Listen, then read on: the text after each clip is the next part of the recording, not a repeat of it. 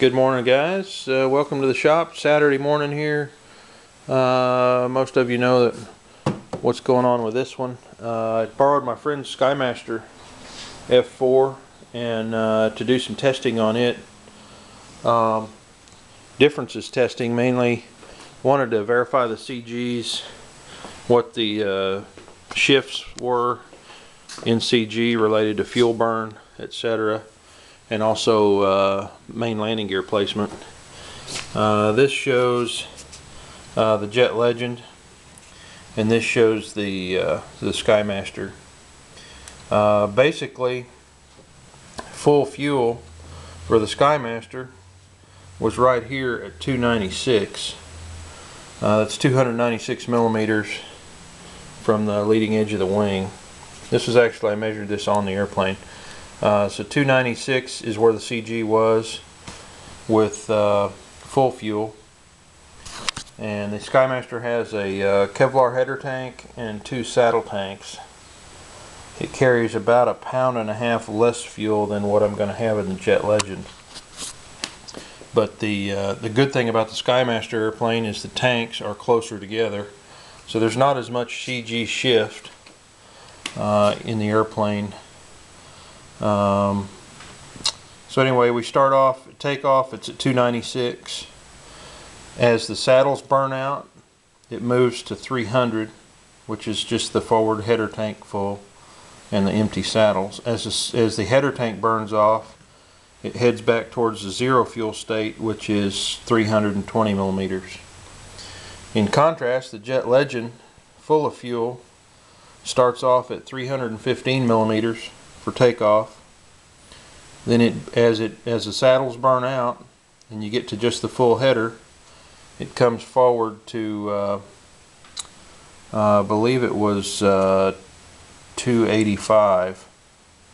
And then as the header burns off, the empty fuel CG was 305.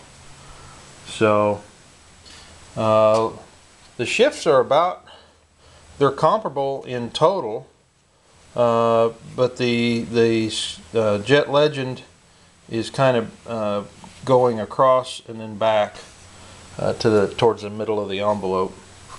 The Skymaster was interesting. The heaviest the nose is ever going to be is during rotation, and that's not really what you want. You want the lightest nose as possible, and the Jet Legend, it looks like it's going to do that. The CG is most aft at takeoff, which makes the rotation lighter and easier to accomplish. On that note, I measured the downforce required with a full load of fuel, and I put my scale on this point, or above this point right here on the tail, and I pushed down with my scale. I zeroed it out, pushed down with the scale, and saw how much force it took to raise the nose gear for rotation, or raise the nose. Anyway, the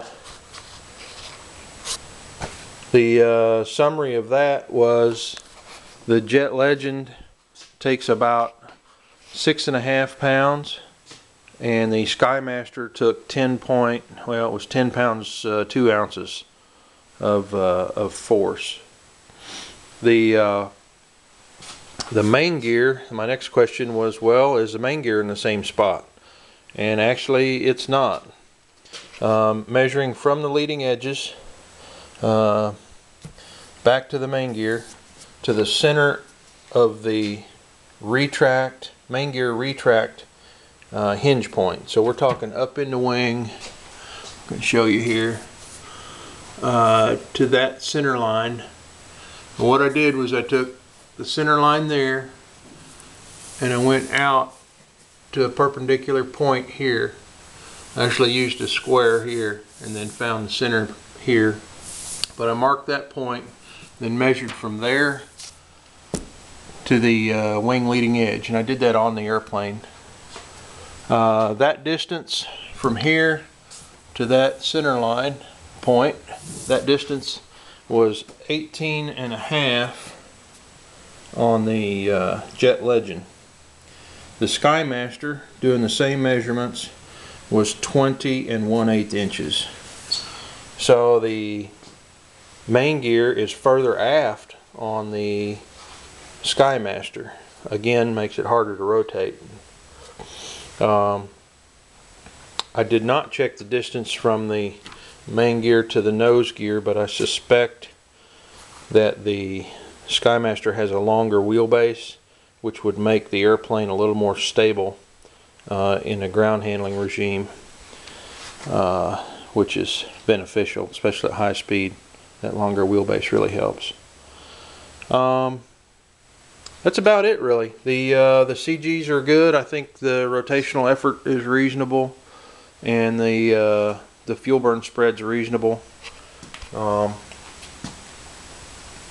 They're all right there. So, and I know the Jet Legend, the CG on my airplane is more aft than what the Skymaster is, but I know that these Jet Legend airplanes have flown at that CG or with that CG range. So I think we're ready for maiden. I'm going to change the receiver today and service the brakes, as they were kind of grabby yesterday. I'm going to add the little grease to the wheels. So now I get to pull that switch out, pull out that plate that I made so I could service everything. And what else? The only thing I did yesterday on the smoke system, this used to be a filter going to the smoke nozzles.